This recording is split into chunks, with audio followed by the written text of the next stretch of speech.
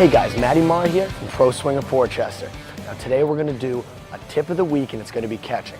This is an important one. This is a foundation video. It's the setup and receiving as a catcher. So it's broken down into two parts.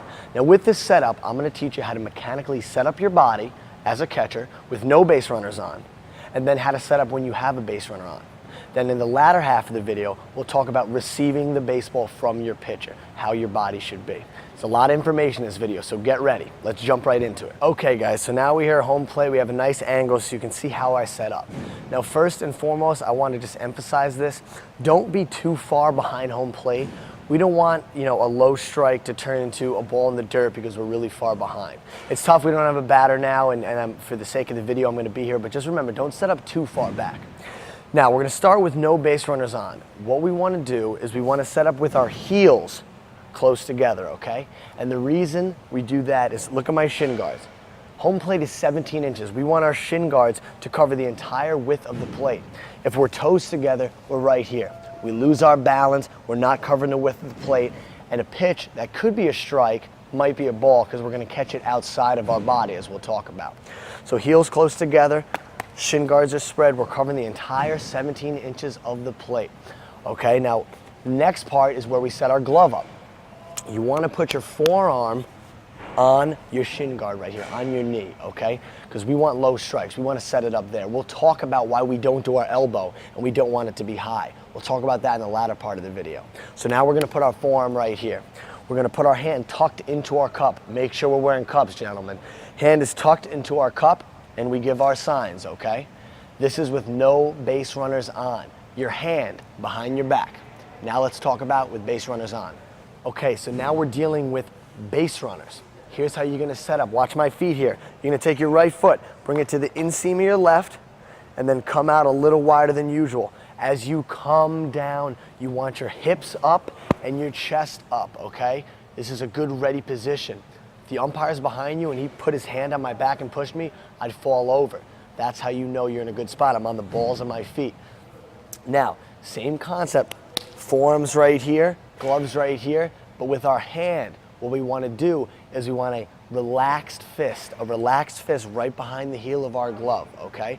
Not clenched too hard, not open. The reason being, as we receive and we come up to our footwork, our hand is right there for us, okay? Now let's talk about how we actually receive the baseball. Now before I said we want our forearm on our shin guard, I didn't really explain why.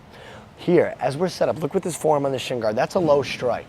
Kids who put their elbow on their shin guard, one, that's a little too high, and two, you're gonna work in circles.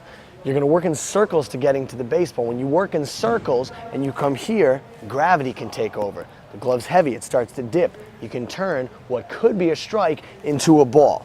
So we want our forearm here. Good catchers work in straight lines. Straight lines to the baseball. Straight lines everywhere you go. We don't work in circles. Now you want to have soft hands. We don't want to stab. We're not stabbing at the baseball. Soft hands are created by loose wrists.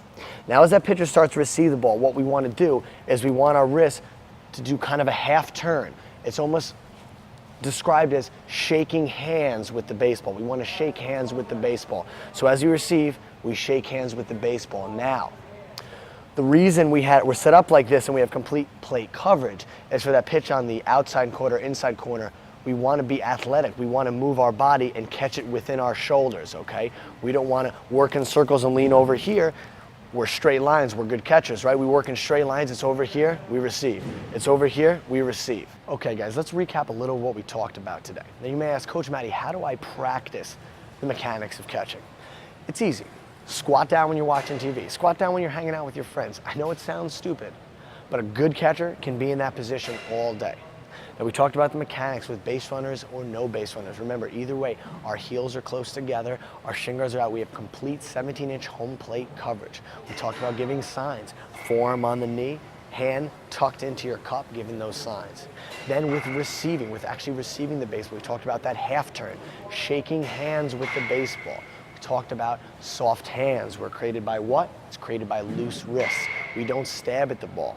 Why did we have our forearm on our shin guard? Because we want to work in straight lines. Good catchers work in straight lines. Elbow on the shin guard means we're going to work in circles and gravity can take over. Remember, as we go down, hips up, chest up, we want to be athletic. We want to move to the pitch. We can make a close call, a strike, if our mechanics are sound. Now, thanks for watching this week's edition of ProSwing's Tip of the Week. Tune in next week for another tip that's going to make you a better baseball player.